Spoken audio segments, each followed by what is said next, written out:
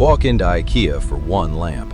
45 minutes later, you're standing at the checkout with candles, kitchen containers, a plant you never planned to buy, and a cart that's somehow 3 times fuller than you expected.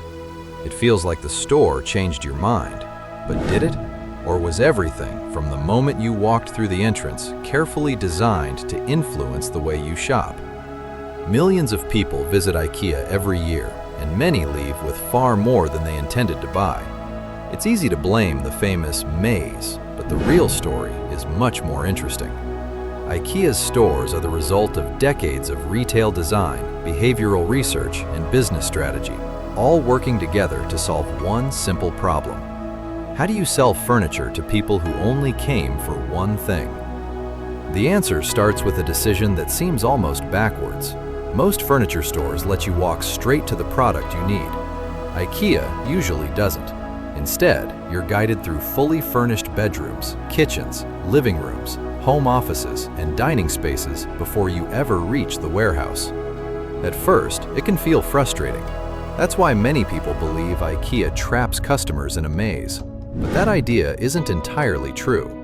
Many stores include shortcuts, and employees can direct shoppers to specific departments if they're in a hurry. The main path isn't there because customers have no choice. It's there because most people naturally follow the clearest route in front of them. That raises a better question. Why invest so much time and space creating a journey instead of simply displaying furniture on shelves? Because IKEA isn't trying to sell individual products first, it's trying to help customers picture a better version of their own home. Imagine you're shopping for a desk. In many stores, you'll see a row of desks with price tags. At IKEA, you walk into a complete home office. The desk matches the chair. The shelves are organized. The lighting feels warm. There's a rug on the floor, plants on the shelves, and neatly arranged storage boxes. Without realizing it, your attention shifts. You're no longer comparing desks. You're imagining yourself working in that room. Retail designers call this creating inspiration through context. Instead of asking, "Do I like this desk?" your brain starts asking, "Could my home look like this?" That small change matters.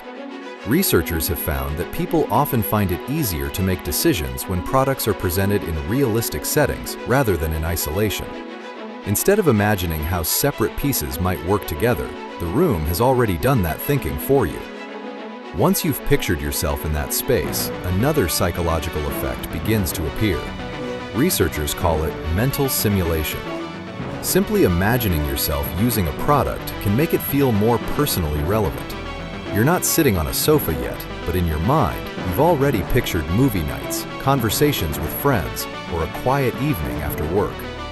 The furniture hasn't changed, your relationship with it has.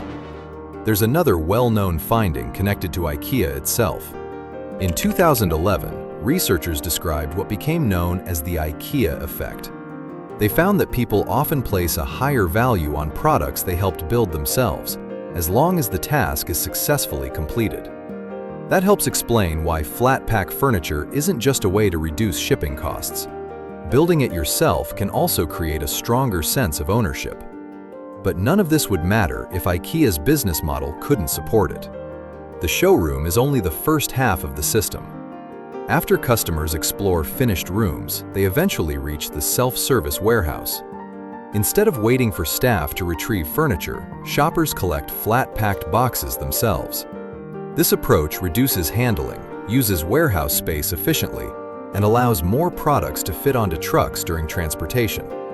Lower operating costs make it easier for IKEA to keep prices competitive without changing the shopping experience. Even the order of the store serves a purpose. Large furniture usually comes later. Before reaching it, customers pass through smaller household products. Kitchen tools, storage containers, candles, picture frames. These items are inexpensive compared to a sofa or dining table, making them easy to add along the way. The famous oversized yellow shopping bag helps here too.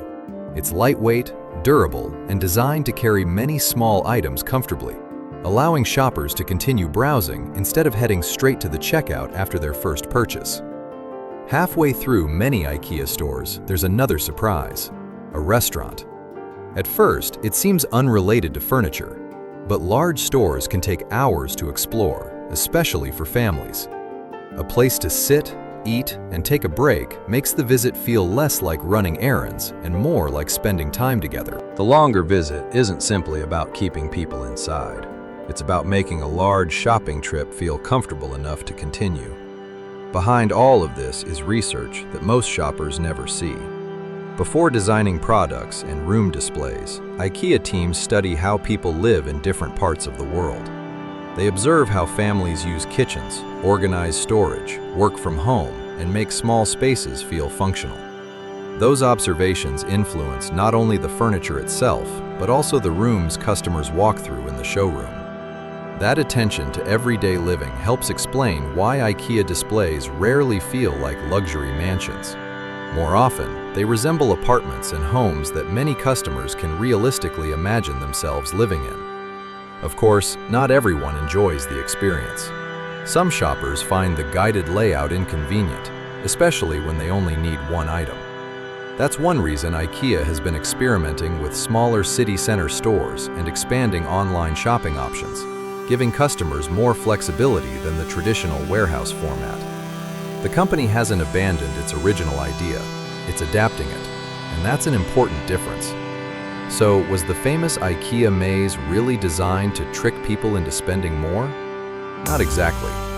The guided path, the furnished rooms, the flat-pack furniture, the warehouse, and even the restaurant all solve different business problems at the same time. They help customers discover products. They make shopping easier to visualize. They reduce operating costs. And together, they create an experience that feels very different from a traditional furniture store. The next time you walk into IKEA for just one item, pay attention to the moment your shopping list begins to change. Because the most remarkable thing about IKEA isn't that it convinces people to buy another candle or another bookshelf. It's that it transformed buying furniture into a carefully designed experience where the store doesn't just display products, it shapes the way people imagine the homes they want to live in.